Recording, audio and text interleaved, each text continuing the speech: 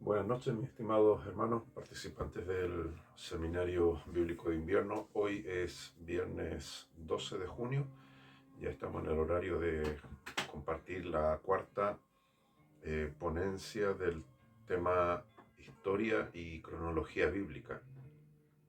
Le agradezco a todos ustedes por formar parte de este seminario, de esta charla. Sé que a muchos de ustedes, porque les he preguntado, les ha dificultado un poco la comprensión. Eso es normal, no hay nada malo en ello. También me sumo a ese pensamiento. Soy una persona que nunca le bajo el perfil al tema del estudio bíblico, que a veces es frustrante, porque el estudio bíblico es complejo, tiene muchas cosas, mucha información. Hay muchas escuelas de, de interpretación, aunque nosotros no nos dedicamos dentro de este seminario a ese punto. Dentro de la cronología y la historia bíblica no hay mucha interpretación sobre los hechos pasados propiamente como tal.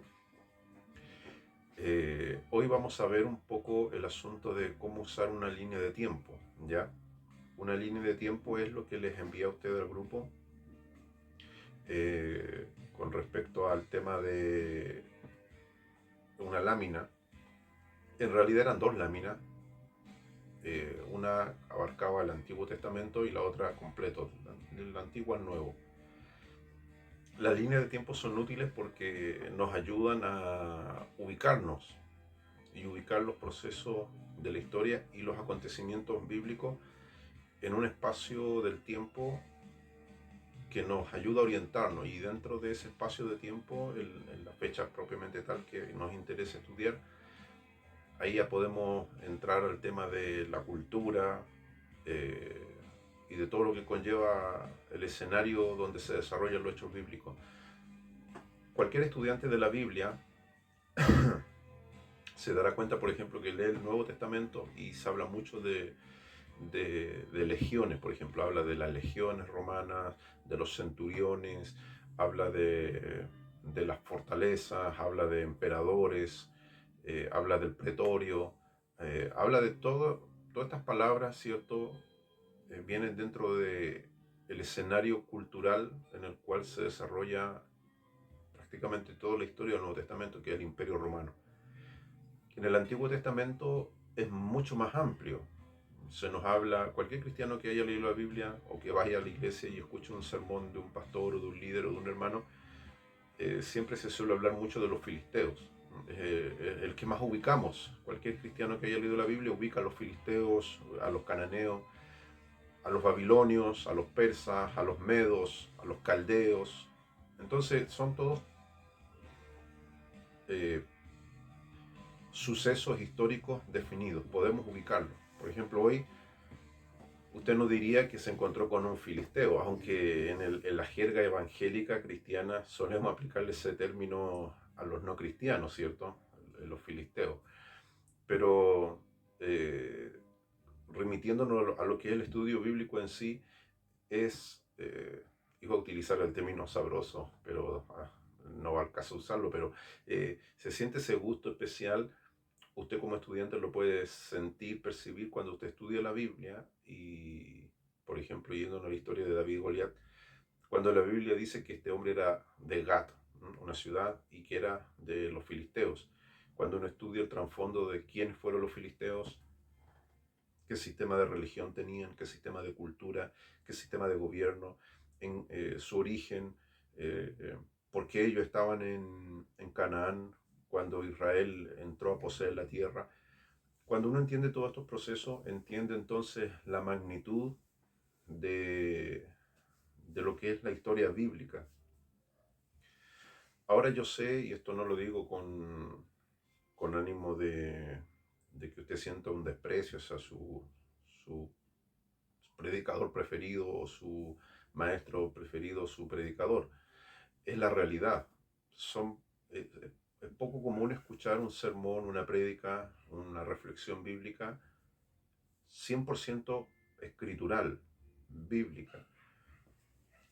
Y no es que yo me dedique a desmenuzar eh, a a los predicadores, a sus personas propiamente como tal, sino a lo que dicen. Aunque vamos a ver en el próximo tema del mes de julio, si no me equivoco, agosto, el tema de la homilética y el tema de la crisis dentro de la homilética. O sea, hay una relación entre el que predica y el mensaje. Eso es algo indivisible, no se puede separar.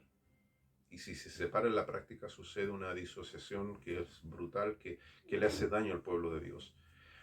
Bueno, remitiéndonos un poco a lo que vamos a ver hoy, las líneas de tiempo, mucha gente la ve como algo infantil, que solamente la ocupan los niños en la escuela. No es así. Yo ocupo líneas de tiempo y me son muy útiles a la hora de ubicar una fecha en la Biblia.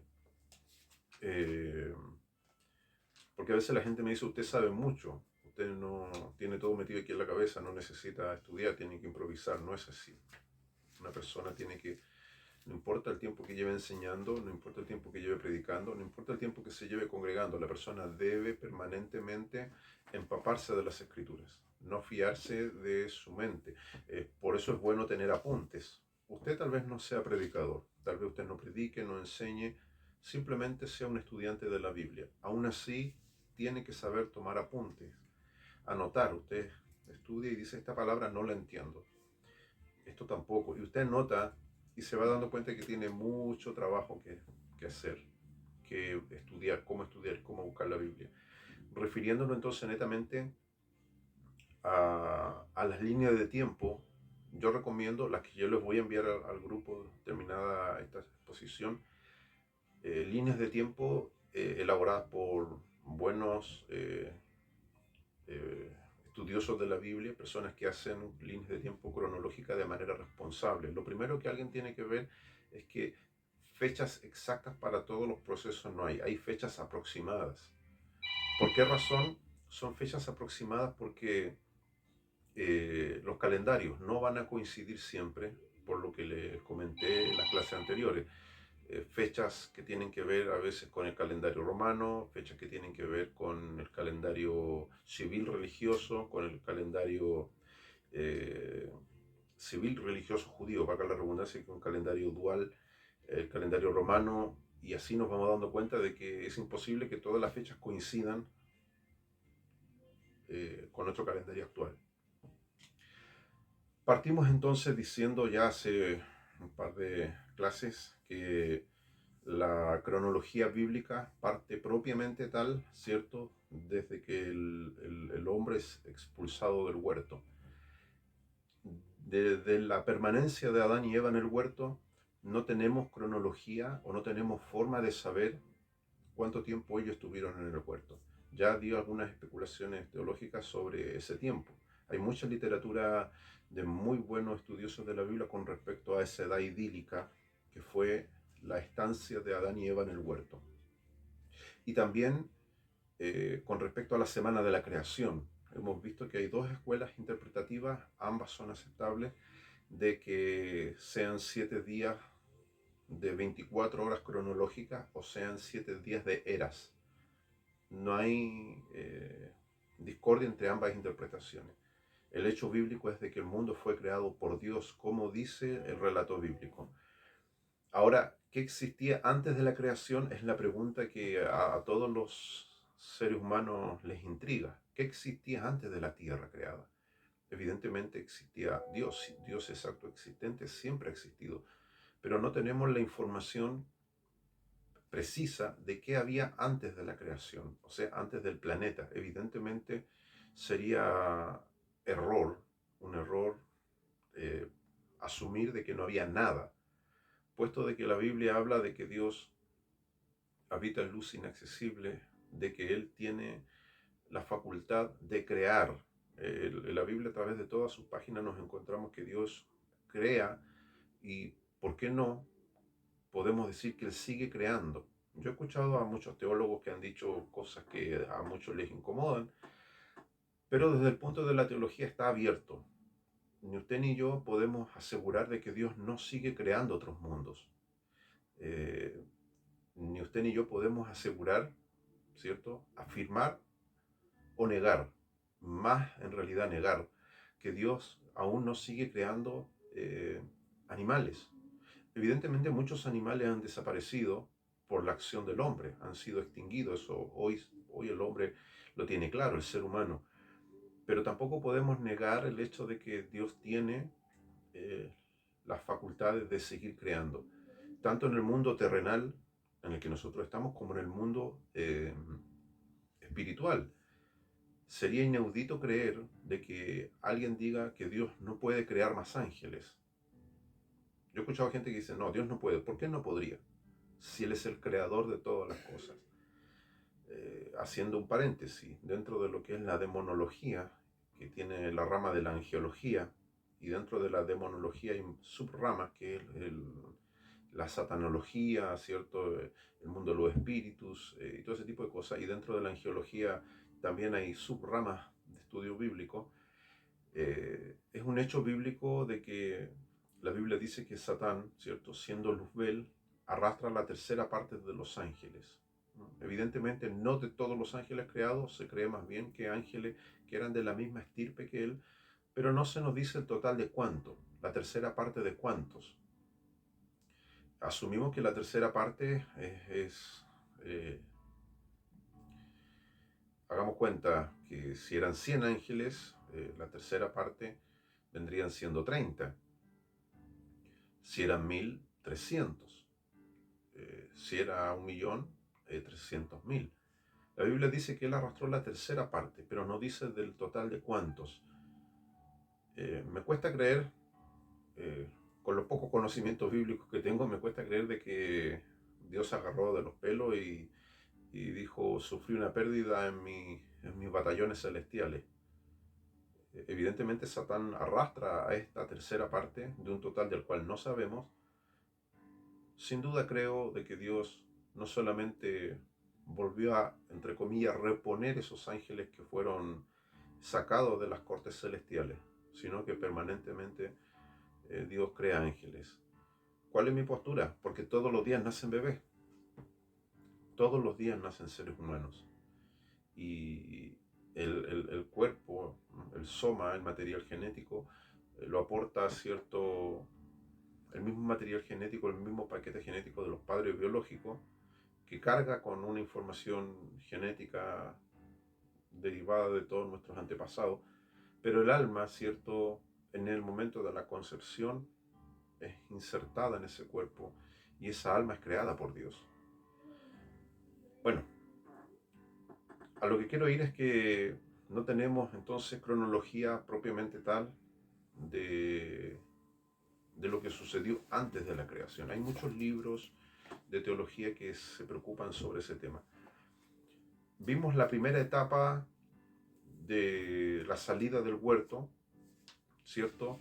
Que es la caída, propiamente tal, un poco antes en los albores, en el umbral de la salida de Adán y Eva del huerto, la caída y los acontecimientos más grandes que ocurren eh, después de la caída, ¿cierto? Es el diluvio y la Torre de Babel, los acontecimientos cronológicos. Acuérdense que este tema es cronología e historia bíblica. En una o dos semanas más vamos a hablar propiamente tal de la historia bíblica. Esta es cronología principalmente. Entonces los dos acontecimientos más grandes dentro de la época de que Noé construye el arca, ¿cierto? Es el diluvio y la Torre de Babel. Hoy con todos los acontecimientos que están ocurriendo en el mundo, mucha gente se ha volcado un poco a estudiar los temas apocalípticos. ¿Ya? Los temas apocalípticos vienen dentro de la rama de la teología que es la escatología, los acontecimientos finales. Y hay una rama específicamente que es la alta escatología, ¿cierto? Que se ocupa de asuntos que tienen que ver con temas políticos, con temas sociopolíticos, que de ahí derivan otros temas culturales, económicos, que todo va a llevar un poco a un solo fin, que es la asunción del anticristo. Ahora, ¿por qué le menciono esto? ¿Qué tiene que ver esto? Esto surge en Babel. El relato bíblico de la Torre de Babel, todos nosotros lo conocemos. Es ese relato que está en el Génesis, que los seres humanos tenían un patrón en común, que era el idioma. Todos hablaban el mismo idioma, ¿ya? La Biblia menciona que estos hombres se reúnen después del diluvio. Después del diluvio, esto es que Noé, ¿cierto?, con sus hijos Sem, Cam y Jafet, de estas tres cabezas patriarcales, se vuelve a poblar el mundo, sobre todo lo que era Asia, Europa y África. Pero antes de la dispersión, ¿cierto?, viene Babel. Babel es la llanura del Sinar. Todo esto es cerca del Tigris y del Éufrates, todo ahí mismo, cerca del huerto. El término Babel, que luego deriva en Babilonia, ¿cierto?, es un término que implica confusión. Pero originalmente estos personajes se reúnen y el propósito era hacer una torre. No hay nada pecaminoso en que hayan hecho una torre. Hoy día la arquitectura moderna nos muestra de que el ser humano ha hecho edificios realmente fantásticos. La Torre Eiffel es uno de los más icónicos, las Torres Gemelas que fueron destruidas por un ataque del 2001, pero siguen habiendo edificios enormes. Aquí en esta capital, en Santiago, tenemos un edificio enorme, el Costanera Center. Cada país tiene edificios enormes, los orientales tienen los famosos rascacielos. Impresionante. La Biblia dice que el propósito detrás de construir este gran edificio, la Biblia dice que era llegar al tema cerca del trono de Dios. Entonces, vemos que Dios ve que detrás de esta unión que tenía la gente, porque hablaba un solo idioma, había una cuestión espiritual detrás, había una cuestión que involucraba otras cosas que no tenían nada que ver con el tema de la arquitectura y con el tema de la unidad de propósito que esta gente tenía. La Biblia dice que Dios desciende, ¿cierto?, a ver cuál era la laboriosidad que a estos hombres los unía, y viene el tema de Babel, de la confusión de lenguas. La torre no se logra edificar, la Biblia dice que queda sin construir, y sucede de que cada grupo se acopla al que le entendía. O sea, evidentemente en ese tiempo el español no estaba. Eso muchos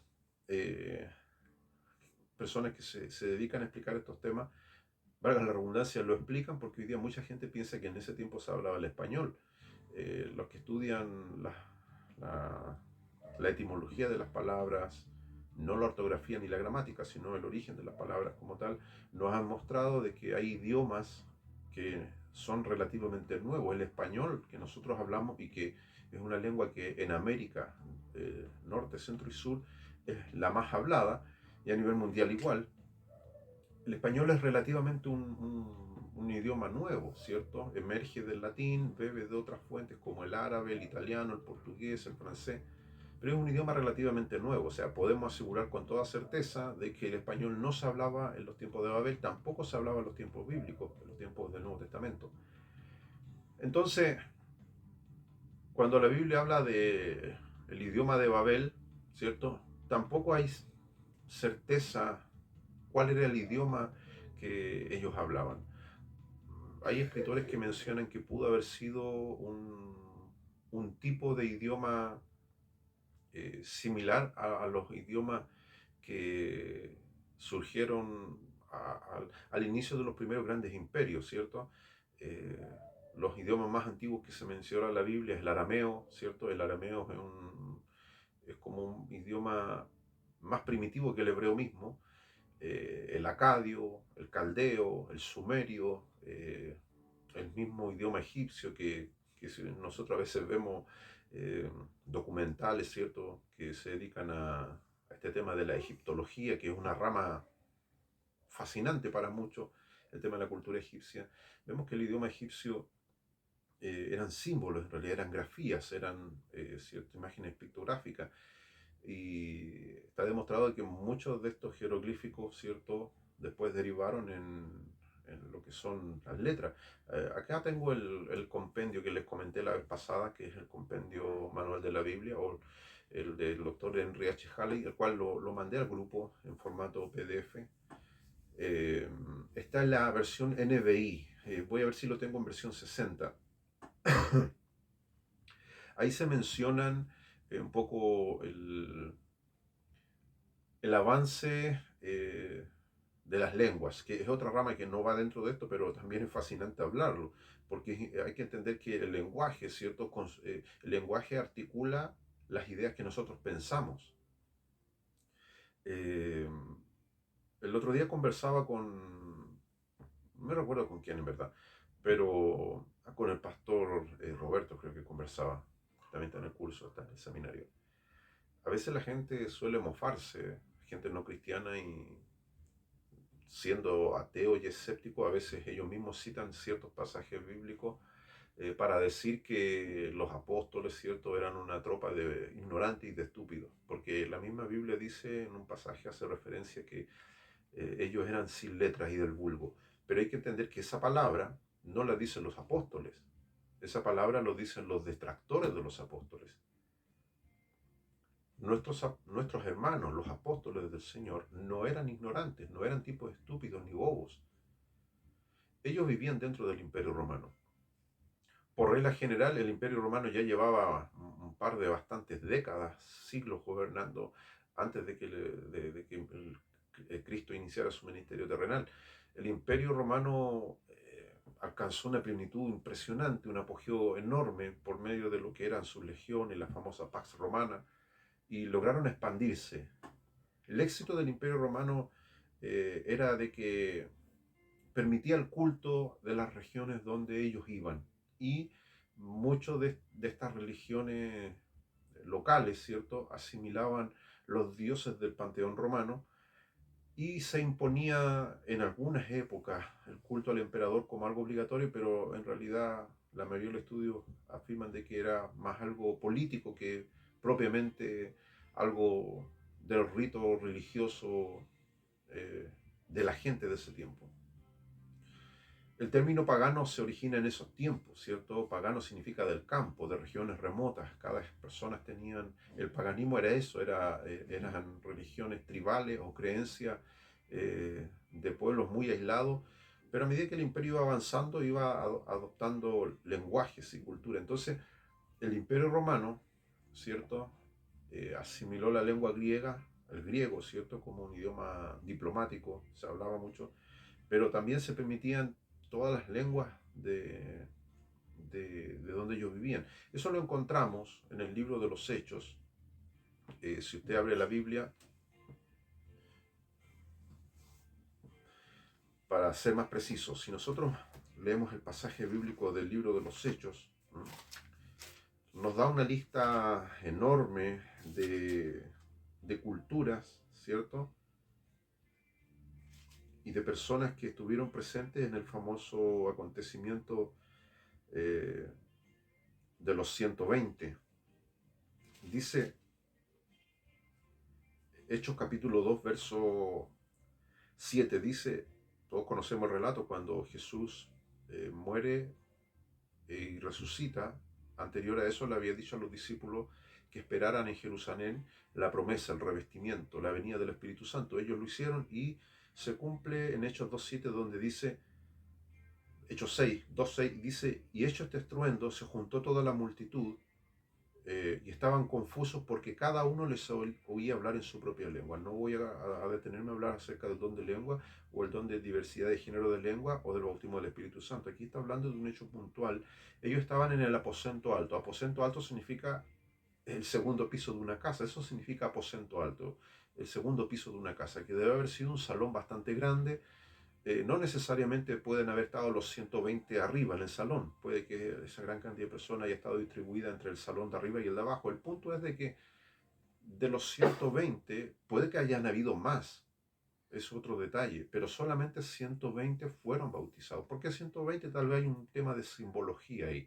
12 tribus de Israel, 12 apóstoles, ¿cierto? Y los 120, ¿cierto? Es un símbolo. La Biblia juega mucho, cuando ocupo el término juega no me refiero a algo vulgar o profano, sino que los escritores usan mucho el tema de los números en los relatos bíblicos. Eso mismo usted puede indagar lo que ocurre con los 5 panes y los 2 peces, porque se ocupa de símbolo.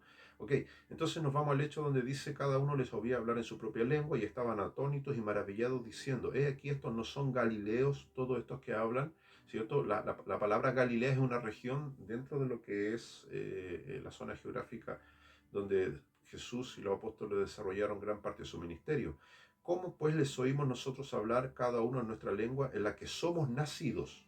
Y este versículo de Hechos 2:8 es clave.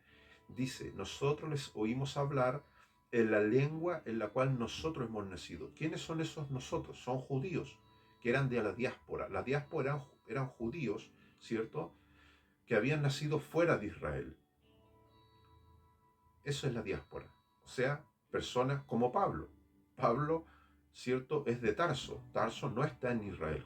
Pablo era un judío de la diáspora, ¿cierto? No era gentil por el hecho de haber nacido. Nosotros somos gentiles por el hecho de haber nacido fuera de Israel, pero porque no tenemos sangre judía ni ascendencia, ni parientes judíos. Ellos todos eran judíos, aunque muchos de ellos no habían nacido en Israel. Dice, los oímos hablar en la lengua en la que somos nacidos. Y menciona una lista de todas las regiones, ¿cierto?, gran parte conocidas de donde ellos venían. Partos, medos, elamitas, los que habitamos en Mesopotamia, que es donde estaba Babel, el río Tigris, el río Éufrates, ¿cierto? En Judea, Capadocia, el Ponto, el Asia, Frigia, Panfilia, Egipto y todas las partes de África que están en la otra parte del Cirene. Ahí ese detalle importante porque la Biblia menciona de que hay una lectura entre líneas. El Evangelio llega a Cirene, producto de Simón de Cirene, que es una parte de África, cuando este hombre lo obligan a llevar la cruz. Dice, y romanos extranjeros, tanto judíos como no convertidos, cretenses y árabes, les oímos hablar en nuestra lengua las maravillas de Dios. Si contamos, hacemos una lista rápida, son prácticamente más de 15 zonas geográficas distintas que se mencionan en el libro de los Hechos. Ahora usted dirá, ¿qué hago con todo esto? Estudiar, hermano, estudiar. Pastor, pastora, hermano, hermana, todos los que participamos. La Biblia es no solamente un manantial de vida para el creyente, sino es una paliza aplastante de información que refuerza el origen de nuestra fe. Aquí en el capítulo 2, de los versículos 6 en adelante, tenemos testimonios geográficos. O sea, cuando nosotros hablamos de Pentecostés, siempre nos quedamos en las llamas o lengua de fuego sobre los que cayeron bajo el poder del Espíritu Santo ese día. Pero aquí suceden otras cosas que la gente no las habla porque no las lee o no las estudia. Lo que está diciendo este versículo, y esto es ya después de la muerte de Cristo y su posterior ascensión a los cielos, esto es Pentecostés. La palabra Pentecostés significa 50 días después de la Pascua. Lo que está ocurriendo aquí es que el Evangelio dice, nosotros les oímos hablar en nuestras propias lenguas las maravillas de Dios. Toda esa gente que escuchó a los 120, incluidos los 11 apóstoles, ¿cierto?, hablar las maravillas de Dios. ¿Qué maravillas de Dios? En esa manifestación del Espíritu que viene sobre estos hombres, que eran galileos, ellos no sabían hablar seguramente gran parte de los idiomas que ellos mismos dicen, en el idioma en el cual nosotros hemos nacido. Casi muchos judíos no hablaban el hebreo propiamente tal o el arameo. Entonces iban a la Pascua, a la Semana Santa, que es lo que nosotros le llamamos Semana Santa, iban a la Pascua judía y muchos de ellos se quedaban también para Pentecostés. Hay que entender que, les insisto, el calendario judío tiene fiestas religiosas y el calendario civil. Muchos judíos iban a peregrinar a Israel y muchos de ellos no tenían a veces contacto con sus raíces hebreas. Este acontecimiento de Pentecostés es increíblemente importante. El libro de los Hechos de por sí es un documento histórico. Y si usted lo lee entre líneas, lo que el escritor está intentando explicar es que aquí no está Pablo presente. Atención, no está Pablo presente. De hecho, muchas de las iglesias que aparentemente creemos que las funda Pablo, no las funda él. Cuando Pablo empieza su ministerio, ya había un grupo de creyentes en muchas de las regiones que se mencionan en estos versículos, porque mucha gente que oyó a los 120, dice, les oímos hablar las maravillas en nuestra propia lengua, y ellos llegaron a esas regiones, ¿cierto?, a fundar comunidades cristianas. Y luego los apóstoles van, ¿cierto?, a muchas de esas regiones a fundamentar. Ahora, la Biblia dice que Dios puso en la iglesia pastores, evangelistas, maestros, ya conocemos ese versículo, para perfección de los santos. En ese tiempo la iglesia era naciente, era incipiente, no tiene la estructura poderosa que el cristianismo hoy tiene. Los cristianos de ese tiempo, a lo que nosotros nos remitimos como la iglesia primitiva, era una iglesia perseguida. Eso lo vamos a ver más adelante, tal vez en la última semana de este mes, un poco de historia del Nuevo Testamento, para no salirme del tema. Pero eran cristianos perseguidos. No tenían todo el peso cultural que hoy día tiene el ser cristiano.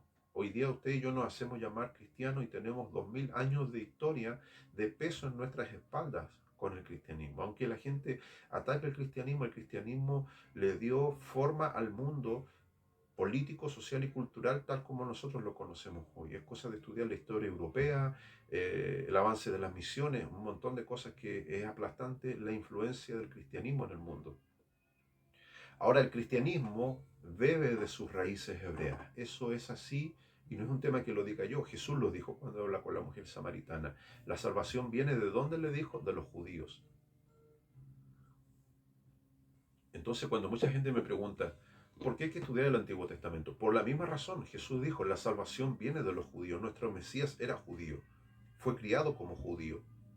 Pensaba como judío.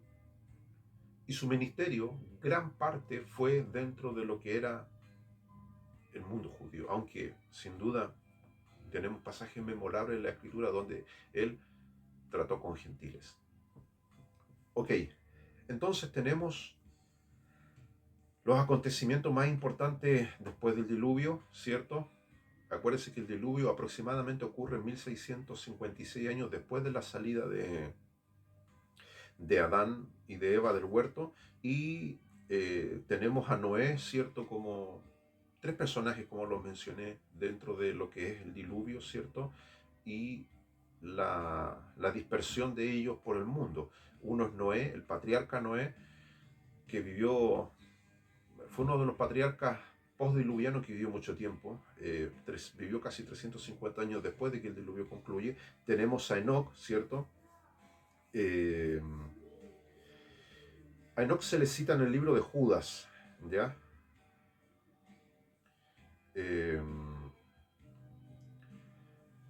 Enoc, el padre de Matusalén, que ya conocemos que fue un tipo el más longevo, y Nimrod, a quien yo le había mencionado anteriormente, como es uno de los primeros prototipos del anticristo, y un tema que lo vamos a hablar después en el Nuevo Testamento.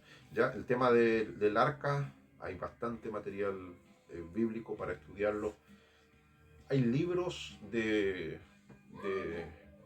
gente muy importante, que filántropos sobre todo, que se han dedicado a hacer réplicas del arca y hay mucho material para ver y estudiar. Entonces, son temas apasionantes, hermanos, pero a veces yo me pregunto cómo pueden haber personas cristianas. Yo espero que una persona no cristiana sea escéptica, que no crea. Lo puedo aceptar porque está dentro de su límite de fe. Pero me cuesta trabajo creer de que un cristiano no crea en el diluvio universal, que un cristiano no crea en el arca, que piensa que es una alegoría, un simbolismo. Está totalmente errado. El arca no era un tema simbólico, no fue un tema simbólico, fue un hecho real. Ok, luego, según nuestra gráfica y línea de tiempo, ¿cierto? El personaje más importante en la historia bíblica, ¿cierto? Después de que queda atrás, ¿cierto? Nimrod, Enoc, Noé, los patriarcas antediluvianos, Caín y Abel, ¿cierto? Pasamos a la otra fase donde empieza a surgir el primer personaje importante y tal vez el más importante en la historia de toda la humanidad, Abraham.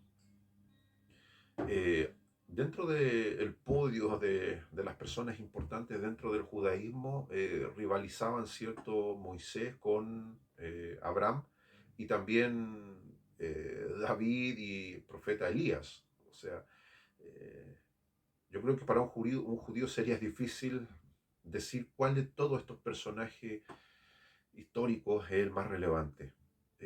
Abraham sin duda concita la atención no solamente del judaísmo. Hoy día los árabes, ¿cierto? La religión musulmana invoca en Abraham también el patriarca. Y teniendo en cuenta que a nivel mundial son más de 1000 millones las personas que profesan la creencia árabe, y no solamente como religión propiamente tal, sino también la de cultura árabe. Todos los pueblos árabes invocan en la figura de Abraham, ¿cierto?, su génesis, su inicio. Abraham casi viene a surgir 2000 años, ¿cierto?, antes de Cristo, ¿ya? Y eso lo sitúa, sumándolo según el calendario nuestro, entonces ya casi 4000 años atrás. O sea, es un tiempo largo. Y esas fechas, gracias a Dios, también tenemos bastante documentación en el libro de Génesis, propiamente tal, de la vida del profeta Abraham, porque fue profeta, ¿cierto? Fue patriarca. La Biblia nos da toda la información, hay libros muy buenos, yo le voy a enviar al grupo del curso, del seminario, ¿cierto? Biografías de estos personajes, hay biografías escritas por muy buenos escritores bíblicos, documentada desde el punto de vista arqueológico, desde el punto de vista cultural, sobre la vida de Abraham. Y bueno, en Abraham vienen en secuencia los otros personajes bíblicos, que es su hijo, ¿cierto?, Isaac, su nieto Jacob, ¿cierto?, y José, que es el más relevante de los 12 hijos de Jacob, el patriarca. Cuando la Biblia dice, en el Nuevo Testamento, o en el Antiguo también se usa esa frase, el Dios de Abraham, de Isaac y de Jacob, lo que la Biblia intenta decir es una familia unida por la fe. Abraham entonces padre de Isaac, Isaac padre de Jacob, Jacob nieto de Abraham, y de Jacob nacen las 12 tribus de Israel y nace José, el hijo que provoca la tragedia en la familia. Todos conocemos la historia, el manto de colores, su hermano lo venden como esclavo a Egipto, y ahí tenemos otro detalle. Por eso es importante leer la Biblia, lápiz en mano, marcar la Biblia y darnos cuenta y que nos podemos ubicar en el tiempo cronológico. ¿A quién fue vendido José? Ah, cierto, la Biblia dice que fue vendido a una banda de ismaelitas, ¿cierto? Árabes. Y la Biblia dice que esta gente, ¿cierto? Estas caravanas se iban a Egipto, ¿cierto?, a vender esclavos. O sea, el imperio egipcio ya empezaba a emerger en los relatos bíblicos, y leyendo la literatura paralela, o sea, extrabíblica. Literatura, cuando hablo de extrabíblica no me refiero a literatura mundana ni nada por el estilo, sino me refiero a la historia secular, que hay muy buenos historiadores. Hay historiadores que gracias al trabajo de ellos se puede corroborar y cotejar mucha información bíblica. Entonces, para el tiempo de Abraham, cuando ya José viene a emerger entre el año 1910 y 1800 antes de Cristo, José es una figura que para todos nosotros, desde el punto de vista histórico, bíblico y de la parte cronológica, es importante. Hay muchos historiadores que hacen como una separación dentro de la historia de Israel, los hebreos, los judíos, ¿cierto? Propiamente tal, el primer hebreo vendría siendo Abraham. Abraham, la Biblia dice que era de Ur de los Caldeos. Ya tenemos otra información entonces, donde nosotros nos podemos referir al estudio bíblico. ¿Dónde queda Ur de los Caldeos? Queda en Mesopotamia. Mesopotamia es toda la zona geográfica del Tigris y el Éufrates, donde en sus cercanías se encontraba el huerto del Edén. Es en esa zona, en la cuna de la civilización. En ese lugar emerge Babilonia, en ese lugar después se levantan los grandes imperios, los medos, los persas, los sumerios, los caldeos, en fin. Ahora, la Biblia dice que Abraham era de esa zona, era de Ur de los Caldeos.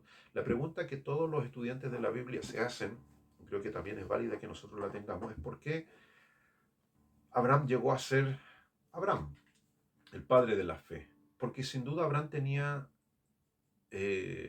una espiritualidad distinta a su padre Taré. Su padre Taré y toda la familia de Abraham eran idólatras, la Biblia lo dice. Pero hay algo en el corazón de Abraham, una fe que no necesitaba ídolos. La cuna de la civilización, en esa zona geográfica empieza a emerger una de las civilizaciones más antiguas, los caldeos, ¿cierto?, que se van a hacer presentes en muchas partes del Antiguo Testamento. Aparte de que eran pueblos que tenían un sistema de religión. Primero, tenían un sistema político, social y cultural que fueron imponiendo en pequeños reinos, ¿cierto? Cuando nosotros hablamos de reinos nos imaginamos los castillos europeos o los reinos que nos enseña, ¿cierto?, la fantasía del cine. No, no, no se refiere a esos reinos. Muchos de estos reinos antiguos eran pequeñas ciudadelas, ¿ya? Hay libros muy buenos que usted tendría que hacer tiempo de leer y entender que cuando la Biblia habla, por ejemplo, de, de los reinos egipcios, por ejemplo, de los reinos de los caldeos, muchos de estos reinos tenían dentro de sus propios reinados subreinos, reinos vasallos que se adherían, ¿cierto?, al reino original. En el caso de José, por ejemplo, la Biblia a todos nos parece una historia increíble, fantástica, ¿cierto? Eh, el hijo que era dado por muerto, ¿cierto? En el cautiverio luego de estar mucho tiempo preso, ¿cierto? Producto de llevar una vida íntegra y espiritual, asciende a segundo cargo de lo que era el imperio egipcio.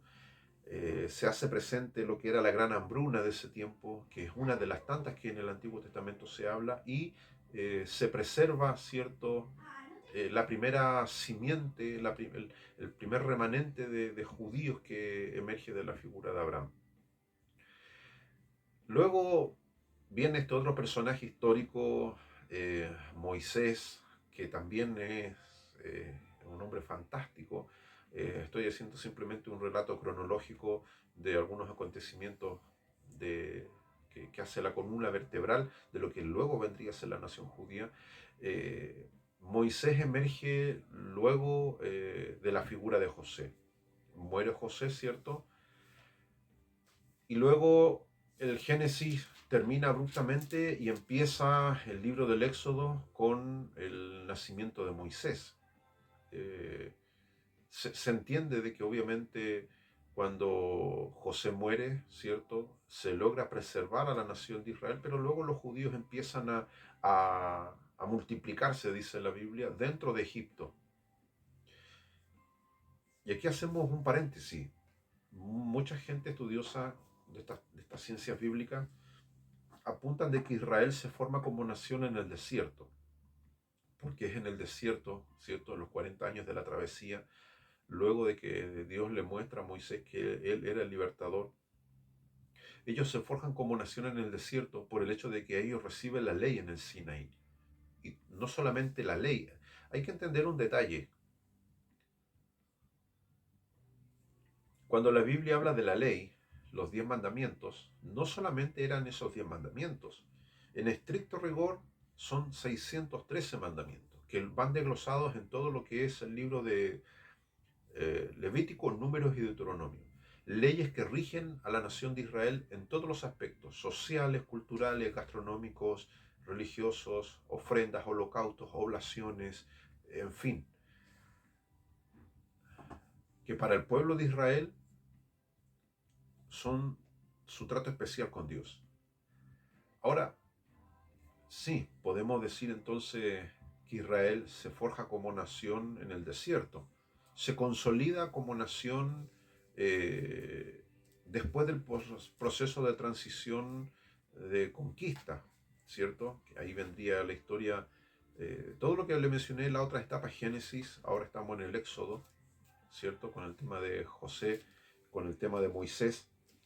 Pero el periodo de antes de la consolidación de él como reino viene el periodo de transición, que es el periodo de la conquista, ¿cierto? Que vendría siendo el libro de los números, ¿cierto? Parte del libro de Deuteronomio, el libro de Josué y el libro de los jueces, ¿cierto?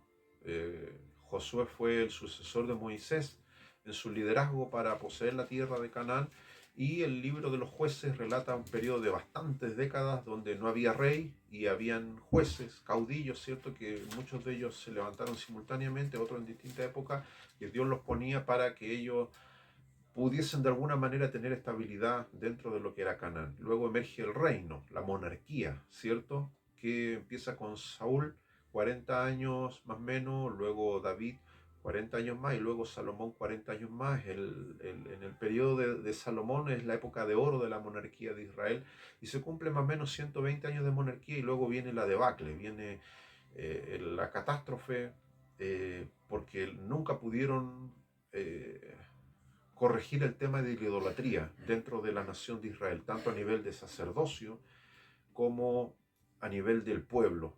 Y luego viene lo que es la cautividad de Israel. Israel se divide después del reino de Salomón en dos partes: el reino del norte, el reino del sur, el reino de Israel, el reino de Judá. Y luego viene una sucesión de reyes por ambas partes, casi 19 o 21 por lado, y viene luego el colapso, el cautiverio. Israel es llevado al exilio, ¿cierto? Por 70 años.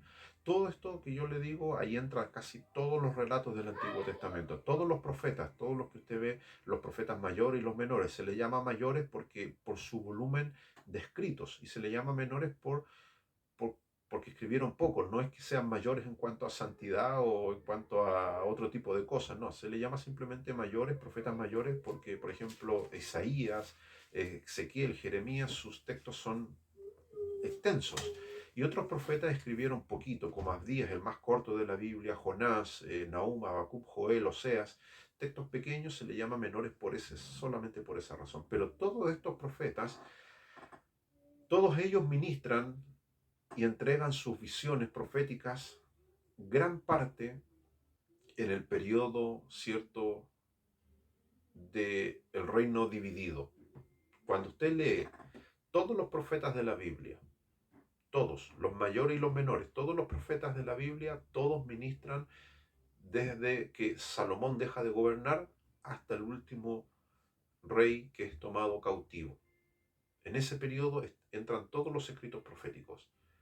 Entendiendo estos detalles, se nos hace más fácil entonces ubicarnos. Luego, ya en la próxima clase vamos a desmenuzar algunos de esos acontecimientos, y después nos vamos dando cuenta que, entendiendo esto, le podemos tomar el sabor, el gusto al estudio bíblico. Ya no nos vamos a confundir de dónde estaba Noé, si Noé tenía algo que ver con algunos de los 12 patriarcas, o si los 12 patriarcas estaban en la época de los reyes, porque esa es la confusión de mucha gente, y no hay que tener miedo en conversar estos temas. Hay mucha gente que le da vergüenza y es que no entiendo, se me enredan los personajes, no entiendo la ubicación en cual hay que tomarlo.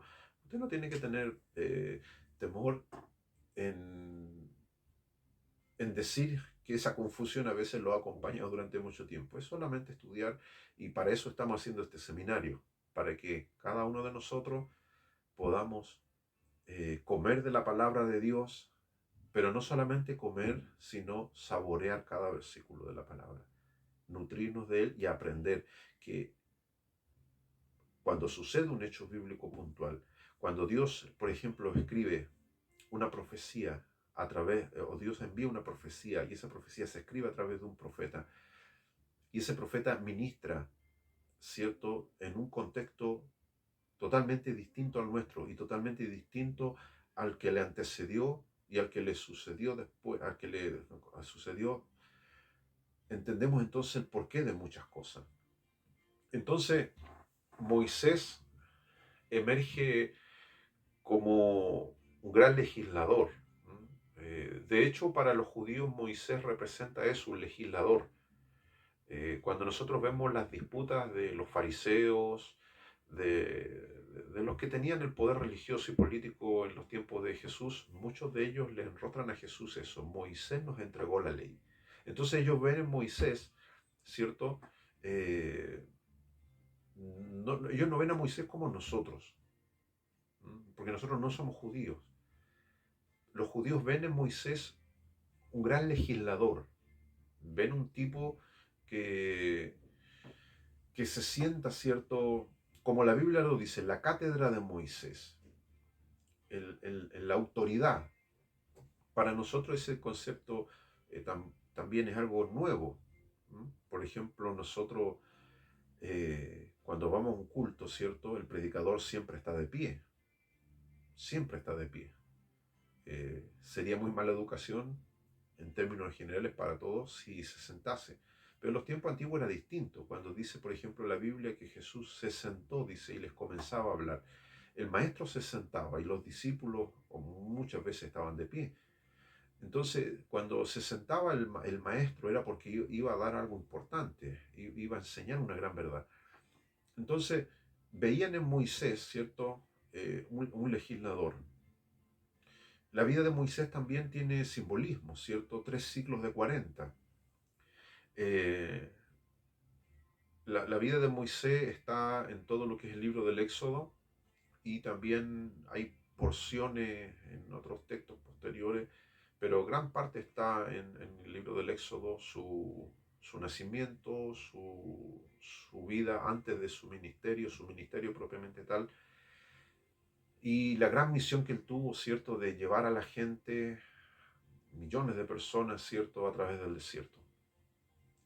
Moisés muere, ¿cierto?, sin entrar a Canaán y entra otro periodo cronológico acompañado por Josué. Josué, que también hay teólogos, me gusta mucho leer a teólogos relevantes, ¿cierto? A Josué se le llama en la teología el sicario de Dios, puesto de que el tipo tenía la misión de ir y exterminar a todos los habitantes de Canaán. Y todo el periodo de Josué está documentado en lo que es el libro de Josué. De hecho, tiene un libro.